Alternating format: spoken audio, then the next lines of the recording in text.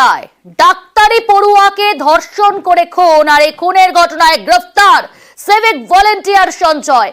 অপরাধীর পর তথ্য প্রমাণ লোপাটের চেষ্টা, তাই নয় জুতো জামায় থাকা রক্তের যে দাগ, সেই রক্তের দাগ ধুয়ে প্রমাণ লোপাটের চেষ্টা জেরায় স্বীকার করেছে সঞ্জয়, দাবি করছে পুলিশ।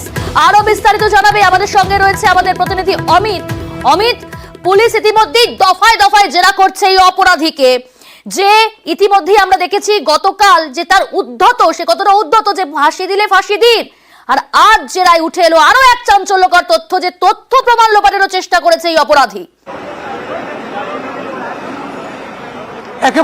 একেবারেই এই যে সঞ্জয় ঘটনার পর খুন এবং ধর্ষণের ঘটনার পর তিনি তার পরনে থাকা টি শার্ট এবং বারমুডা এবং জুতো সমস্ত কিছু থেকে রক্তের দাগ মুছে ফেলার চেষ্টা করছে, অর্থাৎ তার জামা কাপড় ধুয়ে ফেলে, জুতো ধুয়ে ফেলে। এই তথ্যই উঠে আসছে তদন্তকারী আধিকারিকদের হাতে। জেরায় স্বীকারোক্তি যে তিনি যে টি শার্ট বারমুডা এবং জুতো পরেছিলেন তাতে রক্তের দাগ, ব্লাড স্টেইন তাতে ছিল, অর্থাৎ খুন করা এবং ধর্ষণ করার পর তিনি যখন সেমিনার রুম থেকে বেরিয়ে আসেন তার পরনে যে টি শার্ট এবং বারমুডা এবং জুতো, তার পায়ের যে জুতো ছিল তাতে রক্তের ছিটে আসে, রক্তের দাগ লেগে যায়। সে সমস্ত কিছু ধুয়ে ফেলা হয় তথ্য প্রমাণ লোপাটের জন্য। এই তথ্য ইতিমধ্যেই পুলিশের হাতে এসছে। এমনকি সে ওই সময় ঘটনার সময় যে টি শার্ট বারমুডা এবং জুতো পরেছিল সমস্ত কিছুই বাজেয়াপ্ত করা হয়েছে পুলিশের তরফে এবং সমস্ত কিছু ফরেন্সিক টেস্ট করা হবে পুলিশের তরফে, এমনটাই কিন্তু পুলিশ সূত্র থেকে জানতে পারছি। এই জায়গা থেকেই বোঝা যাচ্ছে যে ঘটনার পরে তথ্য প্রমাণ লোপাটের সে চেষ্টা করেছে, কারণ তার শরীর তার পরনে যে টি শার্ট বা বারমুডা ছিল তাতে রক্তের ছিটে এসে পড়ে, রক্তের দাগ তাতে লেগে যায়। সেই দাগ তোলার জন্য জামা কাপড় ধুয়ে ফেলেছিল। এই তথ্য উঠে আসছে তদন্তকারী আধিকারিকদের হাতে। বেশ, সঙ্গে থাকো।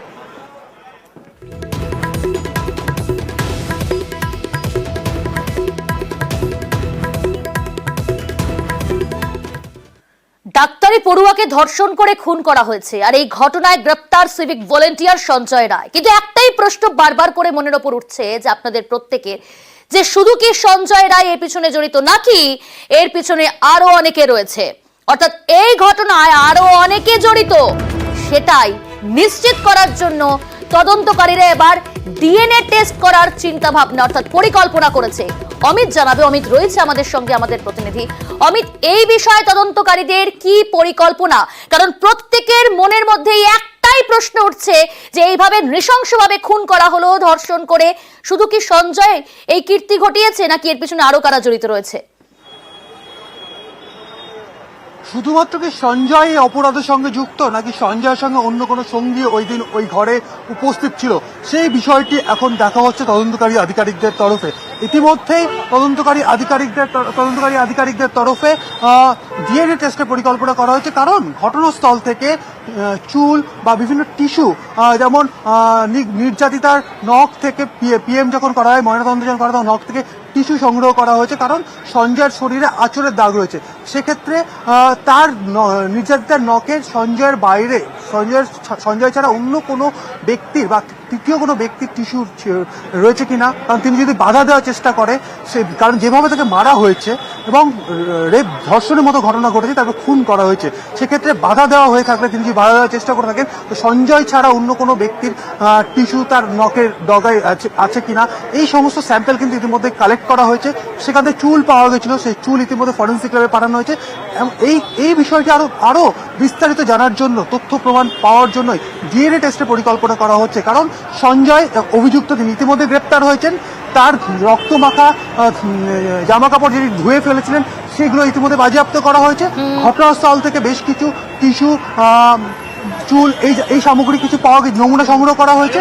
এর বাইরে আরো বিস্তারিত তথ্য পাওয়ার জন্য কিন্তু ডিএনএ টেস্টের কিন্তু পরিকল্পনা, কারণ অন্য কোনো ব্যক্তির সেখানে উপস্থিতি ছিল কিনা সেই বিষয়টা কিন্তু তদন্ত করে দেখতে এই ধরনের পরিকল্পনা করা হয়েছে তদন্তকারী অফিসারদের তরফে। বেশ, সঙ্গে থাকো। আরজি করে ছাত্রী খুনের জের, জুনিয়র ডাক্তারদের এবার নিরাপত্তা বাড়ানো হবে, তৎপরতা শুরু হয়েছে এবং ইতিমধ্যেই আপনারা জানেন গতকালই স্বাস্থ্য দপ্তর কার্যত সেখানকার পড়ুয়াদের যে দাবি ছিল সেই দাবি মেনে নিয়েছিল, আর তারপরে আজ থেকে শুরু হয়েছে তোড়জোড়। সকাল থেকেই কিন্তু বিভিন্ন জায়গায় পুলিশ মোতায়েন করা হয়েছে। অ্যানাটমি বিল্ডিং, হোস্টেল, সেখানে পুলিশের নিরাপত্তা আরো জোরদার করা হয়েছে। অমিত রয়েছে আমাদের সঙ্গে সরাসরি, অমিতের কাছে যাব।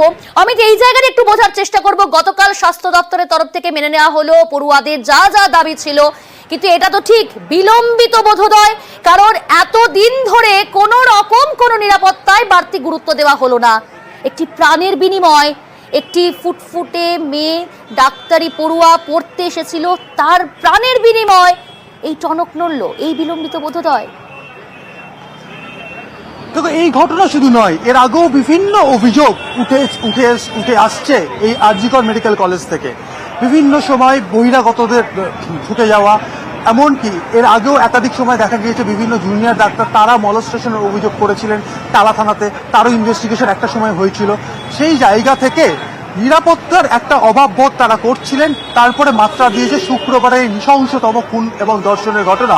তারপরে স্বাস্থ্য দপ্তরের তরফে পড়ুয়া, কর্তব্যরত জুনিয়র ডাক্তার, চিকিৎসক, অন্যান্য যারা স্টাফ রয়েছে, নার্সিং স্টাফ, তাদের প্রত্যেকের দাবি নিরাপত্তা সুনিশ্চিত করতে হবে তাদের ডিউটি আওয়ার্সে, তারা যখন পঠন পাঠন করে সেই সময়। এরপরই আজকে সকালে কলকাতা পুলিশের আধিকারিকদের তরফে এই হাসপাতালের বিভিন্ন জায়গা, বিভিন্ন করিডর তারা পরিদর্শন করেছেন। কোথায় পুলিশ পিকেট বসানো হবে সেই সমস্ত বিষয় ঠিক করা হয়েছে। এবং এমনকি এখনো পর্যন্ত ছবি দেখাতে বলবো ক্যামেরা পার্সনকে, দেখতে পাচ্ছ বিভিন্ন পুলিশ আধিকারিক, পুলিশ কর্মী কলকাতা পুলিশের তারা রয়েছেন, তারা ডিউটি চেঞ্জ হচ্ছে এবং কোথায় কোথায় পুলিশ পিকেট হবে সেই সমস্ত বিষয় কিন্তু ঠিক হচ্ছে। একটু আগে ডিসি নর্থ অভিষেক গুপ্তা তিনি নিজে এসেছেন, যেহেতু এটা নর্থ ডিভিশনের মধ্যে পড়ে, টালা থানার অন্তর্গত। বিশাল পুলিশ বাহিনী রয়েছে। গতকালের ঘটনা ঘটেছে, গতকালে বাইরে বিভিন্ন রাজনৈতিক দল থেকে রাজনৈতিক দলের প্রতিনিধিরা এসেছিলেন বিক্ষোভ কর্মসূচি করতে ঘটনার প্রতিবাদে। তার জন্য বিশাল পুলিশ বাহিনী কিন্তু রয়েছে, গেটের কাছে পুলিশ বাহিনী রয়েছে, গার্ডরেল করে দেওয়া হয়েছে। ছবি সকাল থেকে তুলে ধরছি আমরা।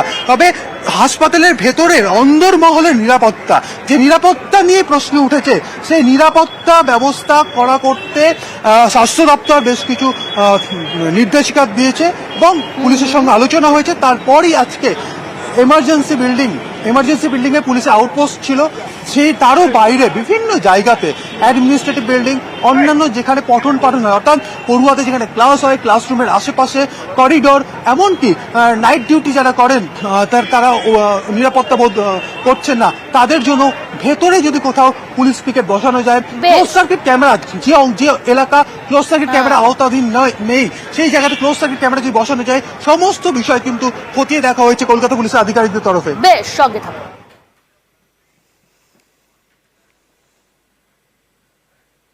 তবে শুধুমাত্র আরজি করে নিরাপত্তা বাড়ানো হচ্ছে না, কলকাতা পুলিশের তরফ থেকে ইতিমধ্যেই জানিয়ে দেওয়া হয়েছে